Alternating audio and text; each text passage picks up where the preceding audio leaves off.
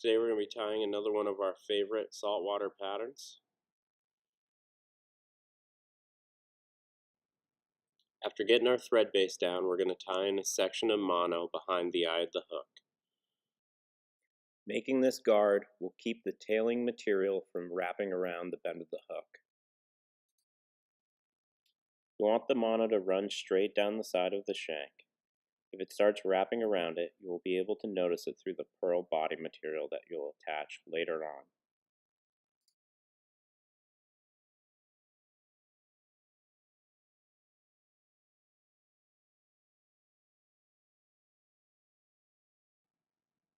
Then advance your thread back up behind the eye. Now we're going to tie the mono on the opposite side of the shank.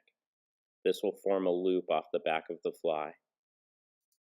We're going to cut it to length before tying it in, simply by holding it to the side and deciding the length of the loop we want hanging off the back. Now that it's cut, we'll tie it in, working our thread back down towards the bend of the hook. And just like the other side, remember to keep that mono running straight.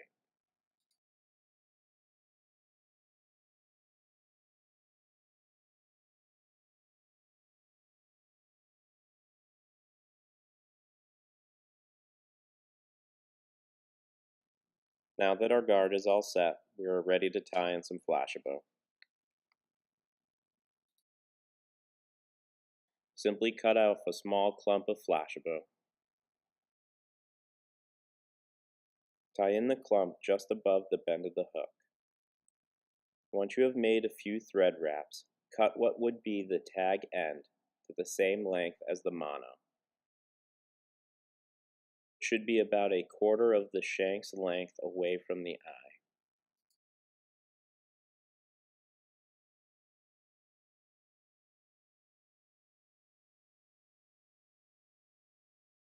Now you can finish tying in the Flashabou, advancing your thread over the cut ends.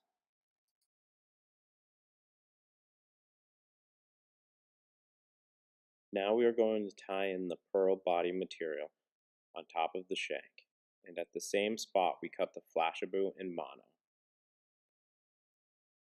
As we work our thread back down towards the bend of the hook, make sure it stays on top of the shank the entire time. Once you've reached the bend of the hook, advance it back up to the tie-in point. Now we're going to start making connecting wraps with our pearl body material up the shank. The reason I kept bringing up having all the materials running straight was for this step. If they were all over the place, you would be able to see them clearly through the pearl body material. Same goes for having all the cut ends a quarter of the way down the shank. We did this because it's the spot we are going to tie in the pearl body material after we finish our connecting wraps. Once we've hit that spot, we're going to tie it in and trim the tag end. If we had tied in all of our material at the bend of the hook and then cut the tag ends up against it, we would have ended up having a huge hump that would have shown through the body material at the bend of the hook. This is why we spent that time making sure everything lined up. To add some extra durability, I like to put a coat of thin UV cure over the pearl body material.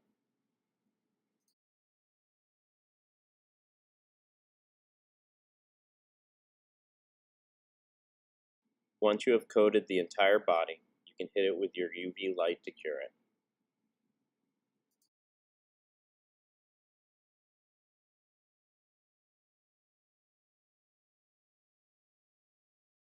Take whatever color bucktail you want to tie in first, leaving it attached with the zip tie. Separate a clump and hold it against the hook. Once you have decided the size of the clump, you can cut it out from the rest. Make sure the tips of the bucktail match the length of the Flashabou before tying it in.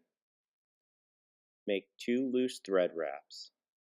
Then check that the bucktail is sitting on top of the shank before pulling it tight. Then make a couple more locking wraps. Now you can cut the excess bucktail at an angle and as close to the thread as possible.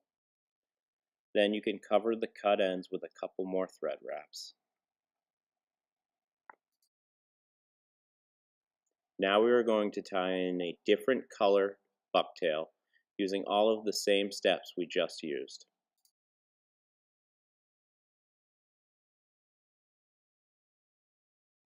Just like before, we're going to leave the bucktail attached with the zip tie and separate a clump and hold it against the hook to make sure it's the size we want before cutting it off. The only thing I do different is I cut the bucktail to exact length I need so I don't have to cut it after I tie it in. So before cutting it, I make sure the ends line up with the flashabou and bucktail I previously tied in. That way I can immediately tie it in after cutting the clump free. Make sure to use tight wraps and cover all the cut ends. Making sure you use tight and controlled thread wraps will help you avoid bucktail being able to slide out. Now if you are looking down the shank, we are going to center tie in some crystal flash at 10 and 2 o'clock. To center tie, simply wrap 2 strands of crystal flash around the thread, then slide it up into place. Then make thread wraps working back towards the bend of the hook to lock it in place.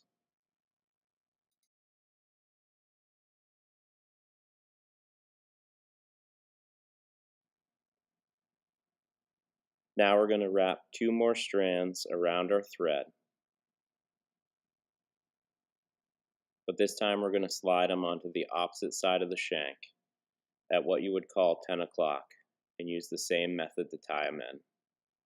I like to hold on to the crystal flash on both sides when I make my last couple locking wraps.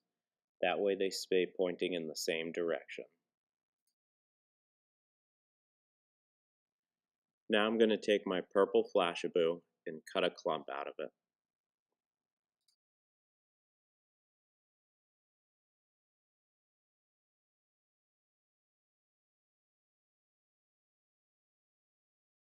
Tie the purple flashabou on top of the shank.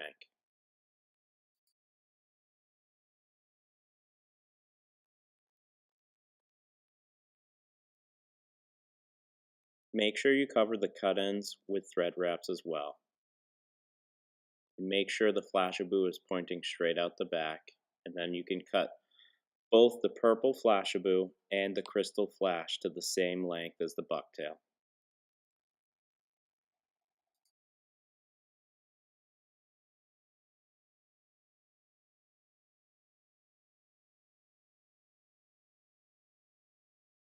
Take your Ostrich Earl out of the package.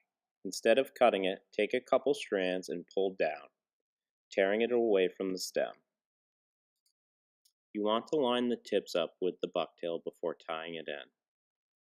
You want to stay away from cutting off the tip, otherwise you will lose the natural taper in the Ostrich Earl. Once you've tied it in, cut the tag end. And just like before, cover up the cut ends with thread wraps.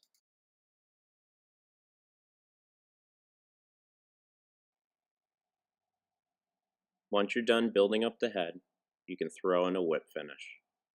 Then cut your thread away.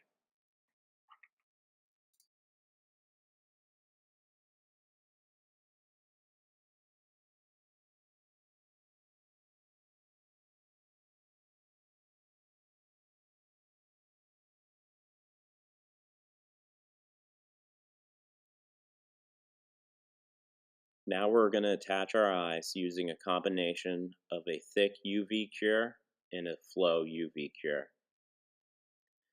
Start off by sticking your eyes on either side of the shank, making sure they're nice and lined up before moving on to the next step. Once your eyes are lined up, we're going to use a thick UV cure with a nozzle between the eyes to fill the gap. The first application is just enough to keep the eyes from moving when we go to finish filling in the gap between the eyes.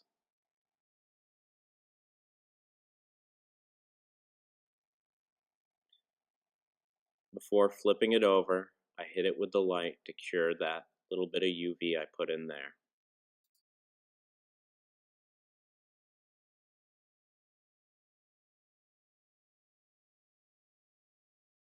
Now I roll it over and do the same thing I did to the other side. Just put a small drop in there, enough to hold the eyes apart. That way they stay lined up for me to fill in that gap. I put a little more than I wanted to in, but it's just enough to fill between the eyes. So I'll use my bodkin to smooth the UV cure around the eyes.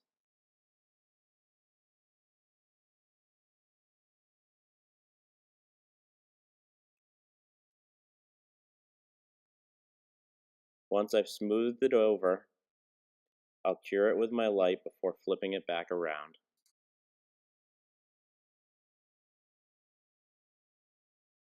Now I can finish filling the gap on top. Then, just like before, I will use my bodkin to smooth it out. You'll notice I always rest it on the edge of both the eyes, starting near the eye of the hook and pushing the excess UV cure towards the tail of the fly. Doing this, you avoid filling the eye of the hook with UV cure and having to clean it out.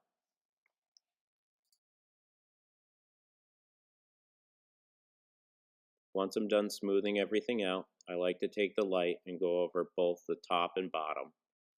Make sure everything's cured up nicely before moving on to the next step. Now I take my UV flow or thin with the brush applicator to go over the eyes.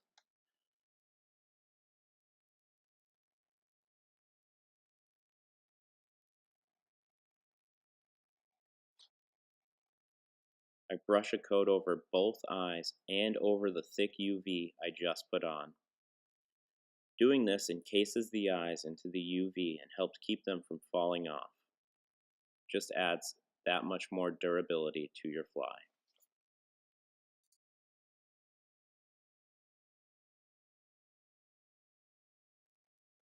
Once I'm done, I make sure to hit the entire head of the fly with my light and make sure everything's cured up. Once that's all set, you're ready to go.